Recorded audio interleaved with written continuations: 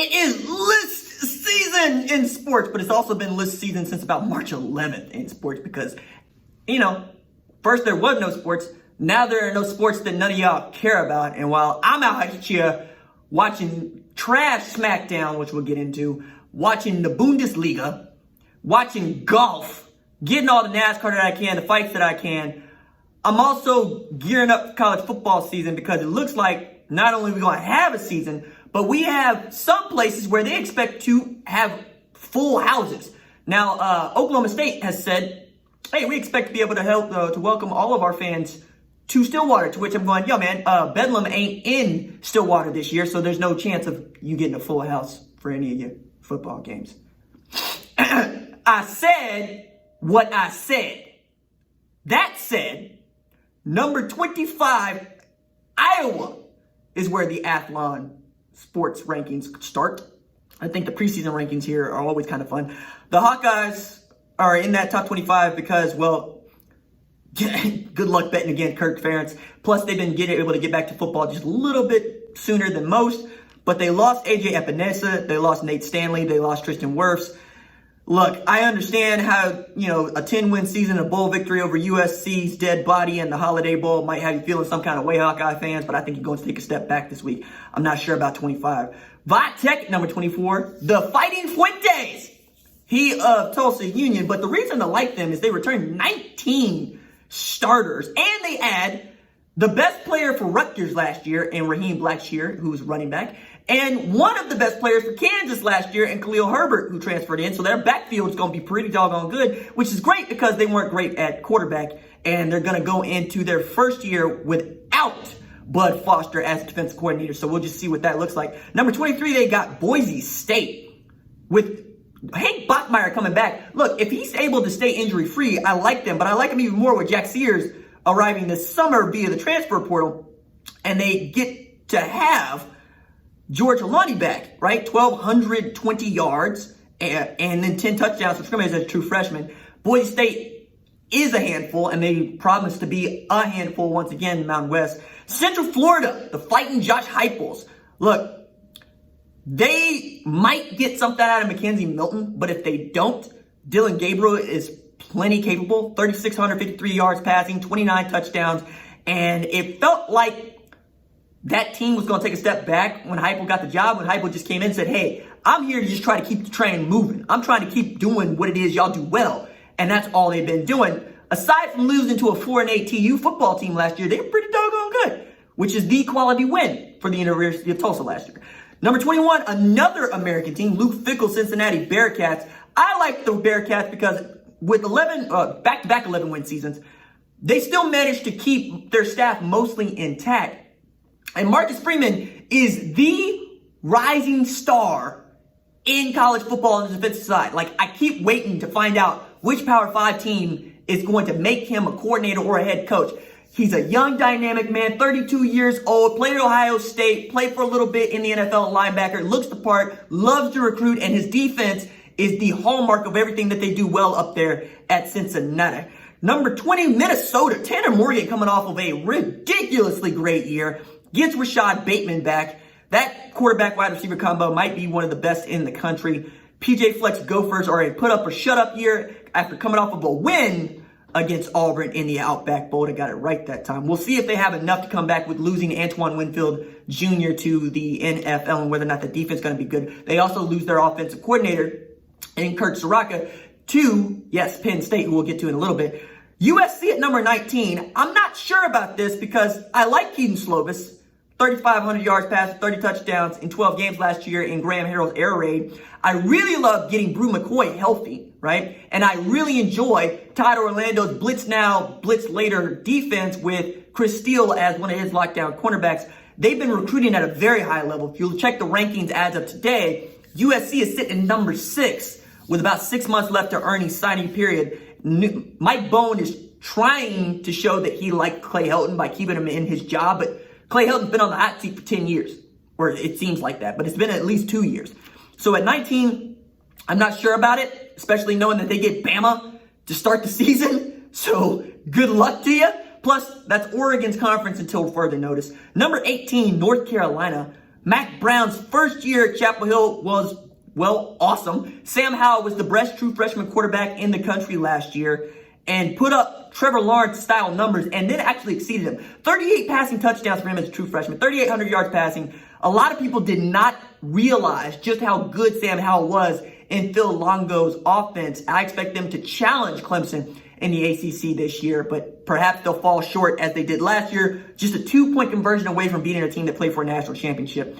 Number 17, the Iowa State Cyclones. Check them out. Brock Purdy coming into a year in which he needs to prove he's a first-round draft pick quarterback. 3,982 yards passing last season. School record for touchdowns as well, 27 touchdowns.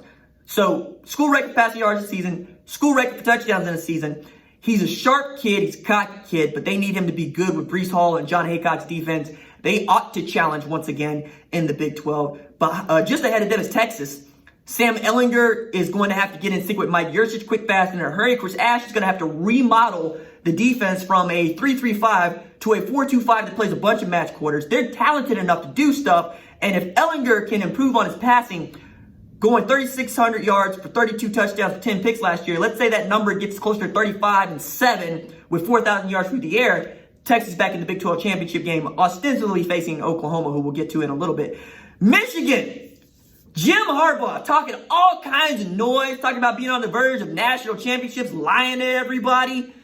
Also, you can't argue with what he's been able to do at Michigan from a wins and losses standpoint. The only problem is he still can't beat Ohio State. And as long as he still can't beat Ohio State, he has no chance of playing for a national championship, let alone a conference championship. And then there's the conceit of thinking that beating Ohio State automatically puts you in a national championship game. Ask Ohio State how that worked out for them last year, Harbaugh, at number 15. Number 14, check it in, the Oklahoma State Cowboys with their triplets back, Spencer Sanders, Tyler Wallace, and of course, 2,000-yard rusher, Chuba Hubbard. Sean Gleason is off to Rutgers now, but we all have faith in Casey Dunn. We really like Casey Dunn. We know he's a hell of a recruiter. Let's see if he's a hell of a play caller. Hey, Mike Gundy, take your hands off the man at the controls. He's got this. Number 13, we got Auburn. I don't buy it, but I didn't buy it last year either, and all Bo Nix did was beat Alabama and Oregon. I don't think Bo Nix is going to finish the season as the starting quarterback at Auburn. I think that's going to be Kalen Newton's job before it's all said and done. But you can't argue with Kevin Steele's defense. They've been really great against a very tough schedule last year. We'll see what it means. Malzahn is 62-31 as the head coach at Auburn, and they keep wanting to fire him while also signing him to like $49 million 7-year deals. So make up your mind. Number 12, we get Wisconsin, the Fighting Paul Chryst, who are going to have a quarterback controversy. We think Jack Cohen, Graham Mertz, and then they're going to have to find who is their next tailback because iconic Jonathan Taylor is gone.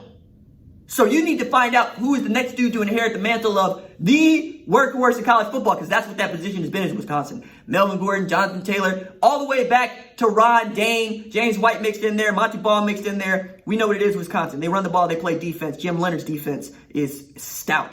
Aggies checking in at number 11. SEC West teams, not named LSU and Alabama. I got a hard time thinking they're coming out of, well, the SEC West. So we'll see. Kevin Mon, 44 touchdowns, 18 interceptions, over 6,000 yards passing as the quarterback at Ampersand U. But I'm not sure that they have the offensive weapons to compete in that side of the conference, let alone the defense. We'll find out together, but I'm not betting on Jimbo Fisher's Texas A&M to finish number 11. I'm not sure that I would have him ranked that highly. As a matter of fact, at this point, I have an easier time saying USC is a better football team than Texas A&M. Fight me. Number 10, finally, we get to the top 10. Oregon is coming out here. Kayvon Thibodeau, he's the best defender you're not talking about. 9 sacks last year as a true freshman.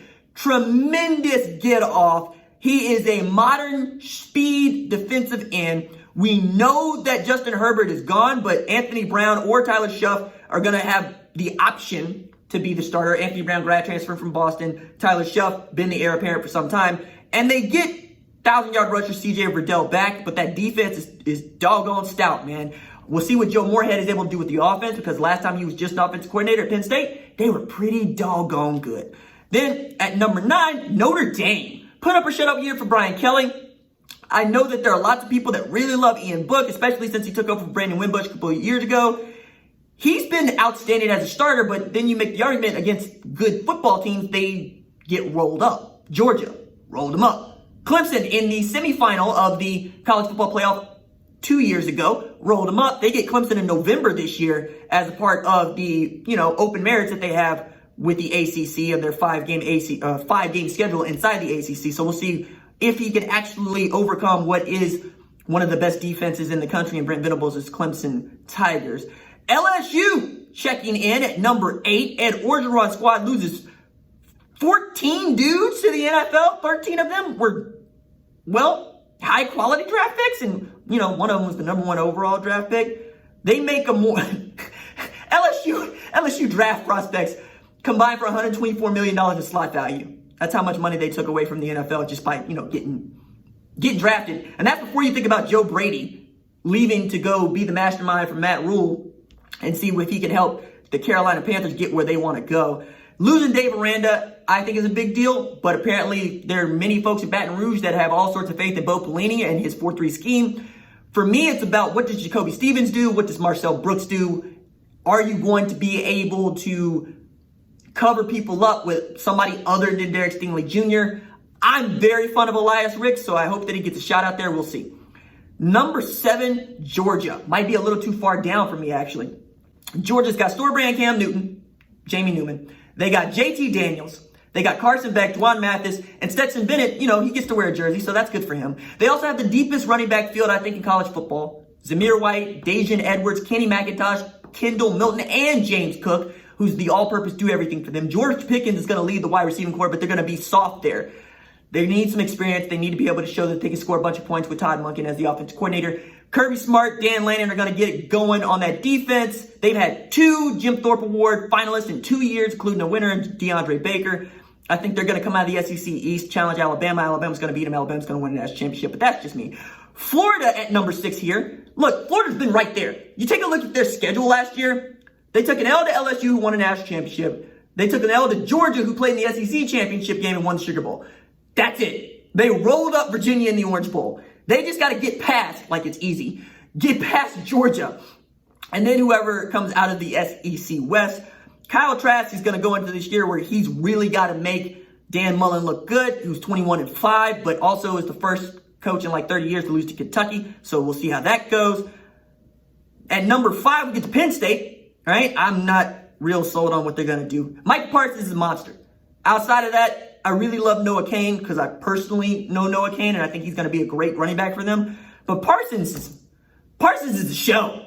191 tackles, 18 tackles for loss, 6.5 sacks in 2 seasons. He's a monster. Like, the way people talk about Chase Young last year is the way folks are going to talk about Micah Parsons this year. But is that good enough to get them anything other than the Cotton Bowl? We'll see. All roads lead to Columbus. Can you get through it? That's the question. Oklahoma checking in at number 4 here. This is with Spencer Rattler not having played a down. This is with Jaden Hazelwood being on the shelf with a blown ACL. And this is with losing a first-round draft pick and middle linebacker in Kenneth Murray. It's not that Oklahoma can't do it. It's that every opportunity that they've had to do it, they've fallen short because, Lincoln Riley has the distinction of being 36-6 as a head coach. He's 0-4 in the playoff. So, yeah, it makes sense. They end up in the number 4 spot because, all they got to do is make the playoff, and they lock up the 4 spot because they've been rolled every time they get into this thing or embarrassed in the form of Georgia. I don't know what to do with this football team. I just know that I can't wait for 21 to get here because that's the year for which I think that Oklahoma has the best opportunity to win a national championship. This year is just a bridge year, but if they can overperform like they overperformed last year, I'm going to be happy with that.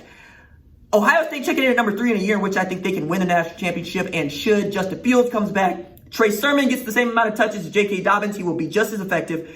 Garrett Wilson is a star. They're going to move him to the slot. Julian Fleming is a star. He's going to be on the numbers. Mookie Cooper's over there. And on the defensive side of the ball, Sean Wade might be the next first-round draft pick for the Ohio State Buckeyes. Wild fact about the Buckeyes, every starter at corner and safety for the Ohio State Buckeyes since 2013 has been drafted. Every single one. I would love for that to be the truth at Oklahoma. But right now, we're just trying to convince everybody that last year, was actually a year that OU's defense turned the corner. This is the year to show that that was actually true. Number 2, we get Alabama with Mac Jones as starting quarterback. I don't think he's going to finish the season as a starting quarterback, but it could be possible. Bryce Young has a higher rating than Kyler Murray by some. Yo, think about that. They also get Devontae Smith, Najee Harris, Dylan Moses back, along with Jalen Waddle, who might be the best offensive player this side of Rondale Moore. Yeah, I said it. Anybody saw Rondale Moore play in 2018 knows exactly what I'm talking about. Tell the truth, shame the devil. Rondale Moore is the truth. Jalen Waddle could be too. And then at number 1, yes, the Death Valley Tigers, the original Death Valley Tigers, Dabo Sweeney's Death Valley Tigers. Yo, the man can coach the football when he's not talking about fighting the virus like it's Normandy or something. Yeah, he did that. Also, get him off TikTok. It's not working for me. It's not. Some coaches need to be on TikToks. Some of y'all don't. Some of y'all just need to stick to the phones, right? When Nick Saban gets over to TikToks, I know that the apocalypse is near, if it isn't already. So that is the rundown of the top 25 according to Athlon Sports.